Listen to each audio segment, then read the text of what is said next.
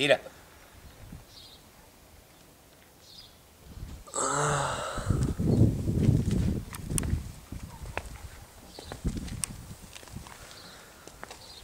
Tady je nádherný, odsud je nádherný výhled. Skoro na celou Malorku. Jsme v převýšení 510 metrů nad mořem. Je zde nádherná příroda. Fakt úžasný. Tamhle je zátoka Porto Colom. Občas se tam jedem vykoupat. Je tam hodně lidí, vše.